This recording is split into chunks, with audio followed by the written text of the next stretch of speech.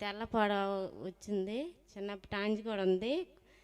First కొంచెం కొంచెం start అయ్యి మెడంతా పాకిపోయింది అనమాట, తెల్లటి పొడ.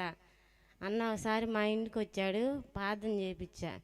అన్న అమ్మాయికి ఇట్ట తెల్లటి పొడ ఉందన్న, తగ్గిపోవట్లేదు, శవలపురం వెళ్ళి మెడిసిన్ కూడా తెచ్చాను, ట్యూబ్ అయ్యి రాసిన కానీ తగ్గిపోవట్లేదని చెప్పా. అన్న ప్రార్థన చేసి వేసి రక్తం ఇచ్చాడు.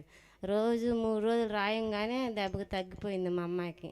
దేవుడు గొప్ప కార్యం చేసిన, దేవుని నామానికి మహిమ కలుగును గాక. ఆమేన్, ఆమేన్, ఆమేన్. చూసారా, ఎన్ని మందులు వాడినా ఏమి లేదండి, స్వస్థత లేదు. అయితే ప్రార్థన నూనె రాయగానే దేవుడు తన కుమార్తెకి ఏం చేశాడండి? పరిపూర్ణమైన స్వస్థతని దేవుడిచ్చాడు. దేవుడు జరిగించిన ఈ అద్భుతమైన కార్యాన్ని బట్టి దేవునికే మహిమ కలుగునుగాక. ఆమేన్. చెప్పు రంగమ్మ.